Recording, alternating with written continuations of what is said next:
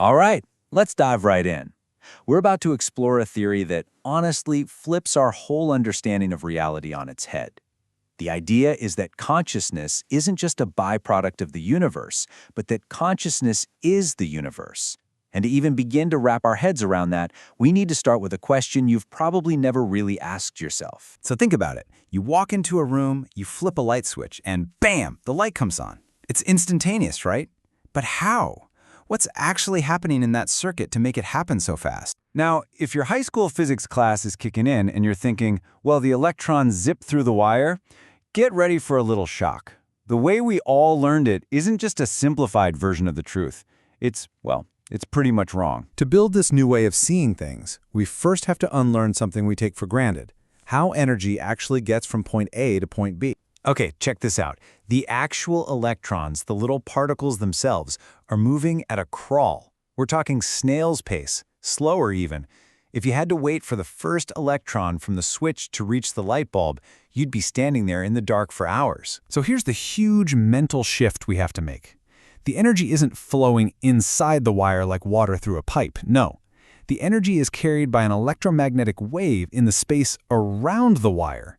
The wire itself is just a guide rail telling the energy field where to go. And the light bulb? It's not using up electrons at all.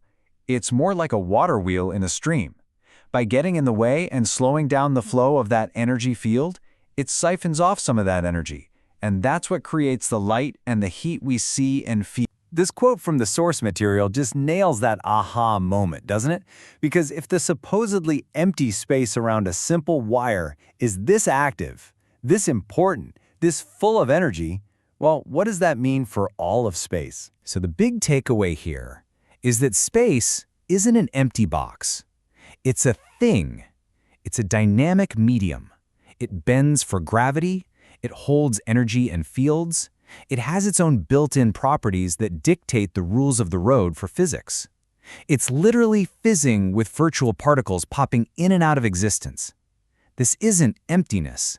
This is the raw material of reality itself. So, if the foundation of reality isn't solid matter, and it isn't empty space, what's left?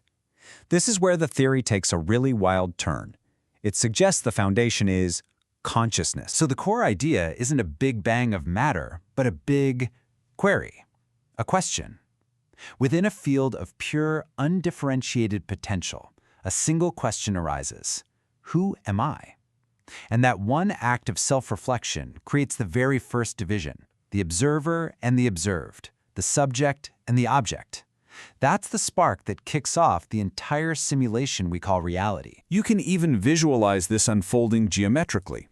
You start with a single point, the void, just pure infinite potential.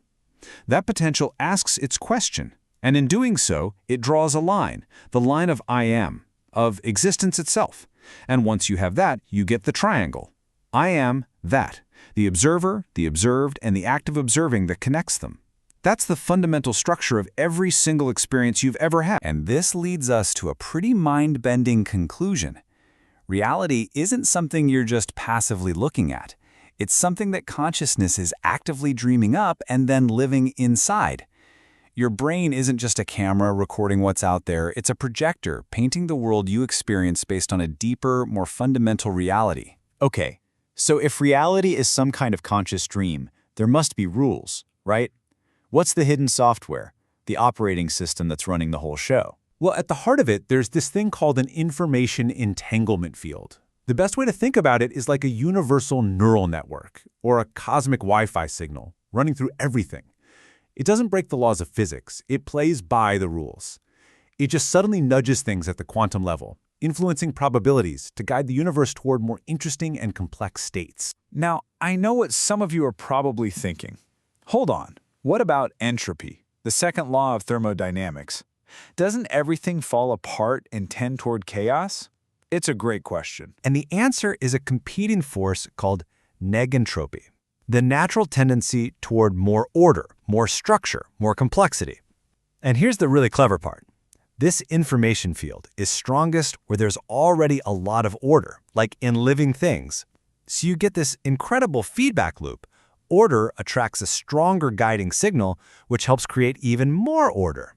It's bootstrapping complexity. This cosmic operating system might also offer a solution to one of the biggest mysteries in biology, acting like a secret guiding hand for evolution. Take a look at this number. That is the insane, astronomical odds against a single, average-sized protein folding itself into the correct functional shape by pure random chance. A number that big is basically another word for impossible. It's a huge problem for any theory that relies purely on randomness. So how does this theory handle it? The information field creates what you could call information pressure. It tilts the quantum dice. It doesn't force the protein to fold correctly, but it makes that outcome vastly more probable than any other. It turns impossible creative leaps into likely events. Suddenly, evolution isn't just a blind, random walk, it's a guided search. So, how does an abstract information field talk to a physical protein? The proposed mechanism is amazing. It's harmonics, vibration. The idea is that your DNA doesn't just store code, it sings with a unique vibrational frequency. And the little chaperone proteins in your cells, they don't find a misfolded protein by looking at its shape, they detect its dissonance, like a sour note in a symphony. The whole biological system is communicating through a language of vibration. Okay, to pull all of these huge ideas together, the source gives us one last, really elegant metaphor that helps us see the big picture. Imagine reality as a creek. Modern science is fantastic at studying the ripples on the surface, the stuff we can see, measure, and predict. But this theory says that in focusing on the ripples, we're missing the bigger picture. We're ignoring the water column itself. That's the invisible information field. We're overlooking the bathymetry, the creek bed underneath. That's the deep quantum reality. We forget about the boulders, the laws of physics that shape the flow. And we completely miss the still, silent air above the whole thing, the transcendent, infinite potential that allows the creek to even exist at all. So in the end, you can see reality as this beautiful dance. It's a double helix of universal consciousness and your own individual consciousness, twisting and dancing around a central axis that is perfectly still and silent. That unchanging center is what makes the entire dance of existence possible. And that leaves us with this final, profound thought. A quote pointing to that silent, unmoving center as the true nature of the cosmos and of you. You aren't just the hands of the clock, moving through time. You are also the still point in the center that never moves, never turns, the silent awareness that is dreaming it all.